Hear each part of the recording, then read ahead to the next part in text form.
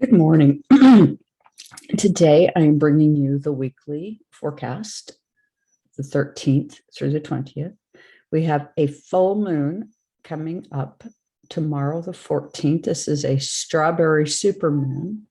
And where did this name come from? It actually originated with Native Americans, and due to the fact that wild strawberries would start to be seen. So this is the strawberry supermoon. And coincidentally, one of my homes, one of my properties that I have is a farm, and it's located by a place called Strawberry Mountain. So that just kind of touched my heart. I kind of like that little bit of energy there. And it's happening. The full moon is happening in Sagittarius. It's about embracing inner truth. It's about divine intervention. And the reason I say that is when I started working on this, I always write down things like the time, and it came out as a 5. So this is a divinely inspired time that we're in. It's about celebrating progress. As I said before, we had the eclipse, and that eclipse is like the unlocking of gears. And before the gears can get unlocked, the gears before it must be moved. So we're in this process of whatever is coming is unfolding a gear at a time. We have moon 27 degrees Sagittarius and sun 27 degrees Gemini. So that would be an interesting placement. Today, we're going to use the USA chart to kind of look at how this is affecting us in a more global way. And we have been really kind of looking at hidden agendas. And I think that in the beginning of this, this eclipse energy, it was like unlocking hidden information. And we've been, as astrologers, we've been talking about hidden information for a while, that things that have been hidden from us are coming forward, and a little at a time. That's true. And what are we experiencing? Well, I had a kind of a moment where I realized some things. I do feel like what we're really experiencing as a people is learning to see our value, our Venus versus our Mars, how we're conditioned as men and women to behave, and how loaded it is with Puritan idealism and has nothing to do with who we are. We're oppressing something to live up to this idealist perspective. Now I'm going to go ahead and I'm going to share my screen. And where I'm going to go is I have drawn a few cards just to talk about the social parts of things. And this card reading is going to be extremely simple. I've just kind of decided for right now, because I do astrology, that I could go with a more simple approach to the cards. And really I can. I'm very with the astrology and the numerology and the tarot, it's fascinating that it works together, but doing it all together each time is a little cumbersome. So I won't be doing that. We're looking at the week of this week, 13th through the 20th of June, 2022. Now, why did I go to all the trouble to say all that? Well, June, it's a number 6. It's going to be largely for us about what's best for our families. And we get a 4 because what we're experiencing right now is some real serious concern about our ability to manage financially. So I had pulled the Voyager Tarot cards and just wanted to ask them to give us a little bit of flavor on this full moon coming up, this energy, and this next week.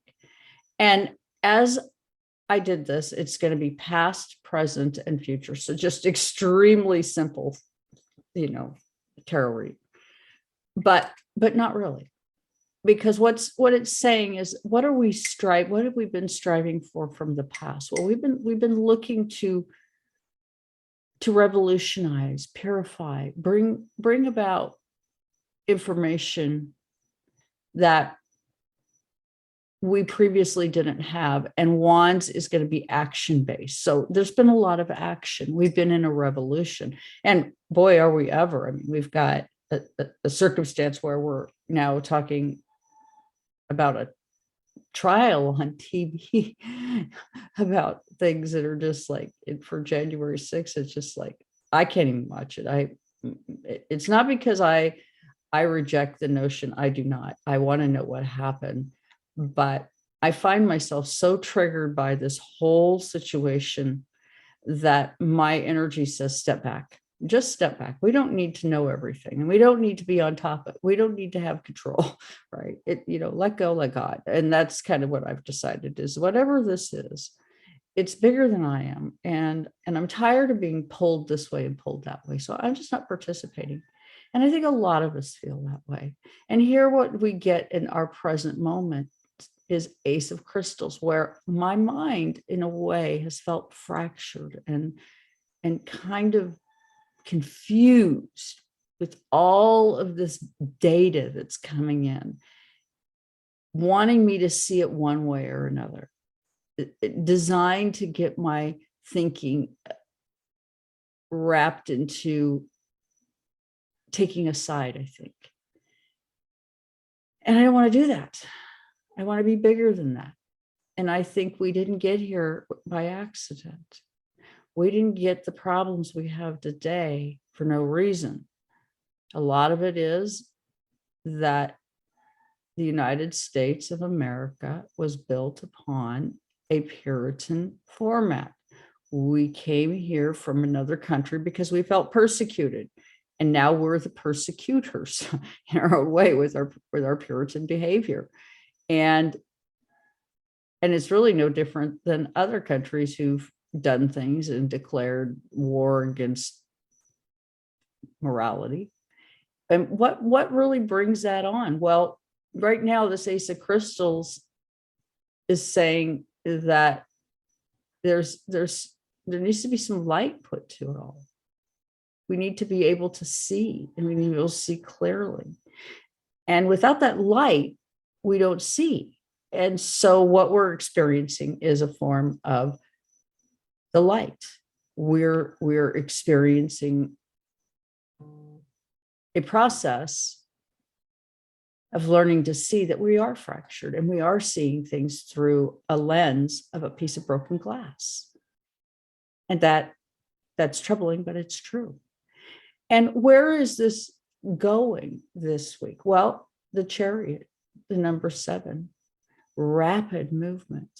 We are going to start seeing momentum this week away from the worrisome part, and maybe into, for us, a time where we can kind of look at who we are and how we feel about our morals, and decide if me having control over what you do is so important that I'm going to spend my energy there trying to steal yours. That number 7, which is often associated with theft.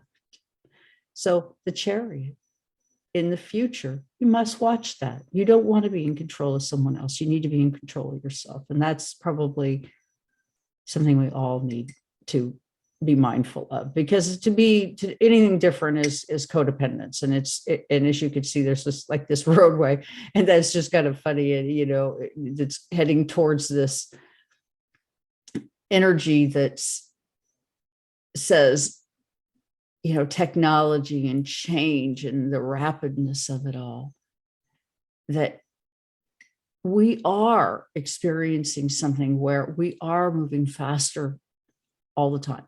So I'm going to go ahead and I'm going to change this out and put on, and then and we're going to share screen, and we're going to go ahead and bring up the chart this week and just look at where we're at. So this is pulled as of today, and I'm not going to bother changing the date because tomorrow I've already given you the facts on the full moon. So what we have is the USA chart this week. And we have over that the transits that are taking place. And I've decided to use this because I like some things about the way it sits. And if you look very, very quickly with me, in the fourth house, you have Mars. And our fourth house is about our moon, no matter what. It's about how we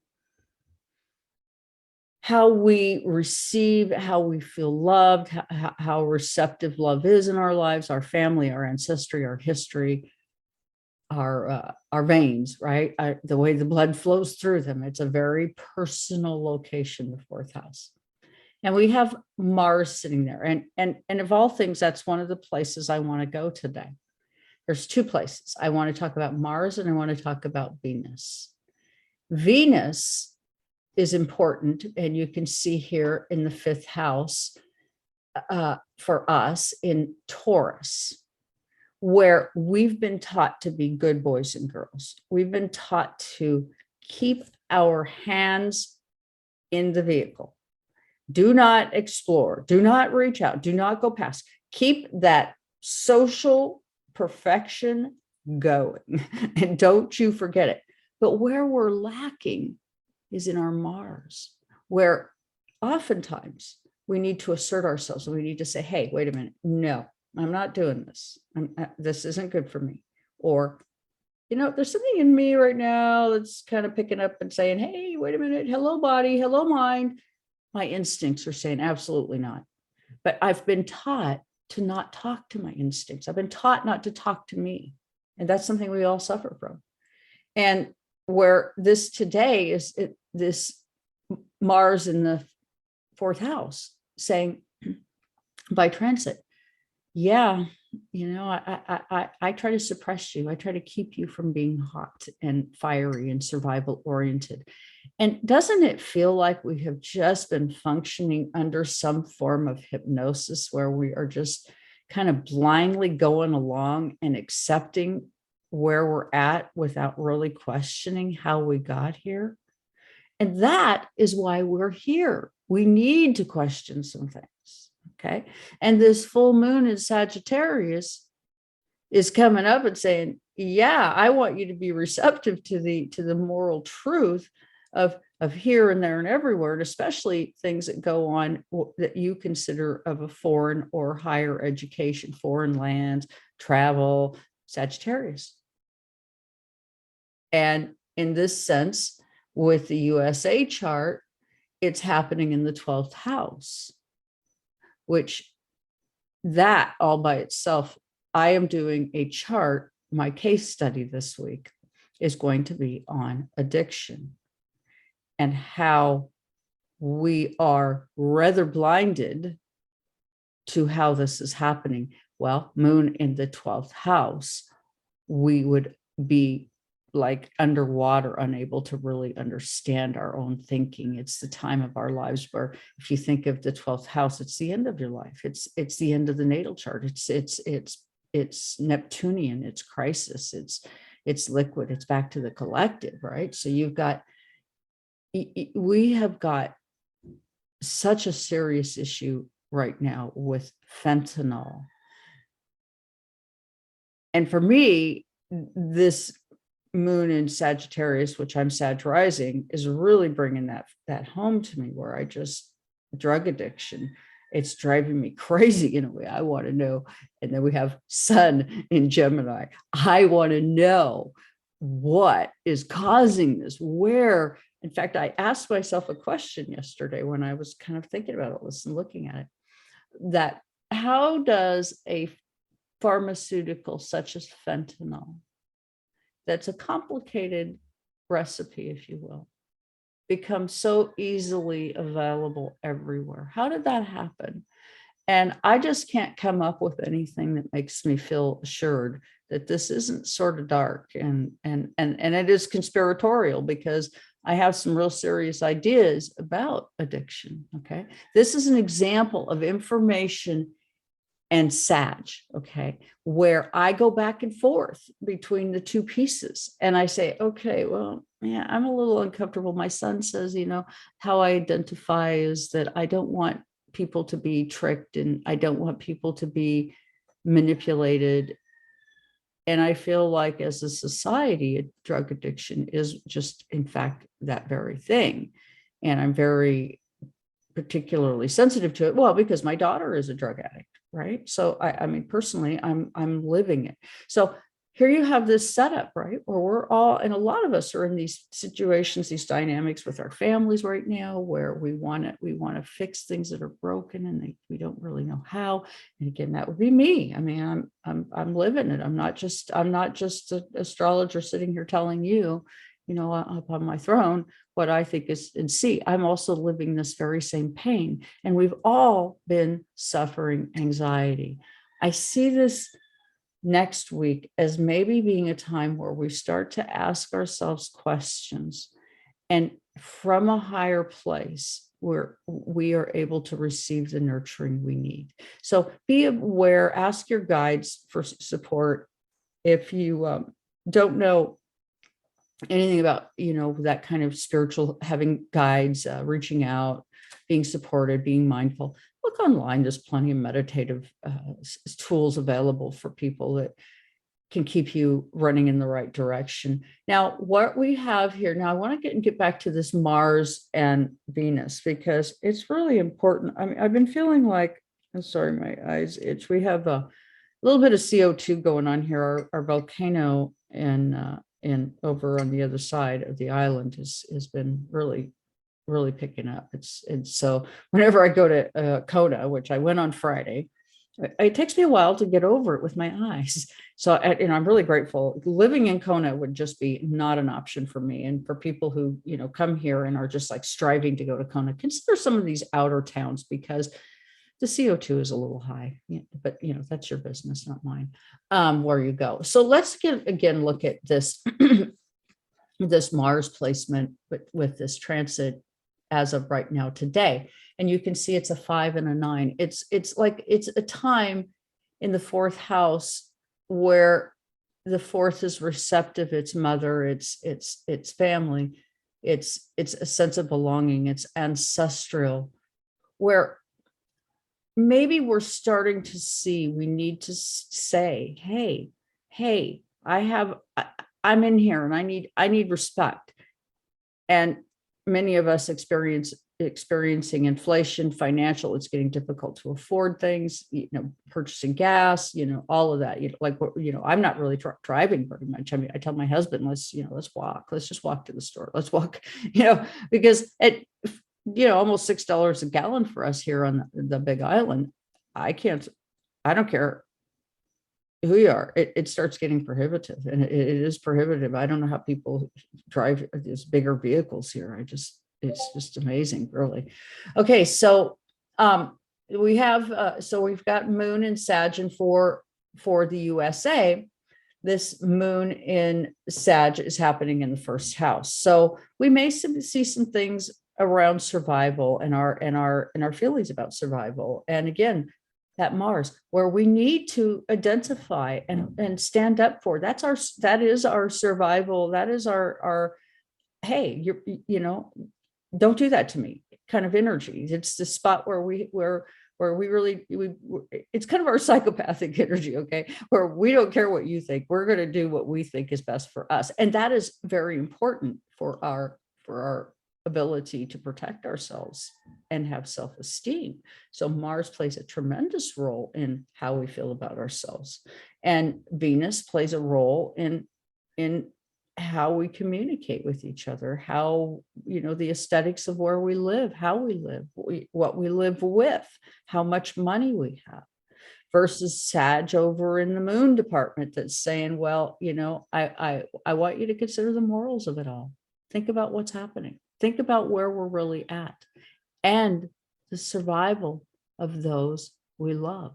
And boy, have we ever been in a time. I mean, if it's not a pandemic, then it's a war in Ukraine and really against all of us. This is not, I don't believe that this occupation in Ukraine is just about Ukraine and taking back the motherland and all of that. It's financial warfare, and it's worldwide financial warfare. And I think it is the billionaires against you and I, Mr. and Mrs. People. And I'm hoping that as this week unfolds, that becomes a bit more obvious to people, and that we strike our Mars match and we start saying, no, we're going to light a fire and we're just not going to tolerate this stuff anymore. We can't afford it.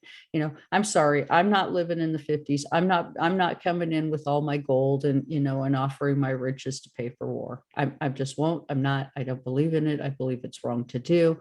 And so, here we are. And with that, I very much thank you for joining me here today. And again, my case study this week is going to be on drug addiction. I probably won't get that done today. It'll probably be tomorrow's work, because I do have some clients today that I'm seeing. So with that, I thank you very much for joining me. Please do hit the like, share, and subscribe. And if you think that you would like a reading from me, please do get in touch with me. I have several different things that I offer. A lot of people have been talking about wanting past life readings. I in fact do those. I will say that astrologically, I have a method, but we need to be mindful that I'm more of a mystic and an artist and a psychic. And so what I do and see is not something that I just want that to be said, that if I do a past life reading, that understand that my professor is very much against them. So I just kind and respect that. Anyway, thank you so much.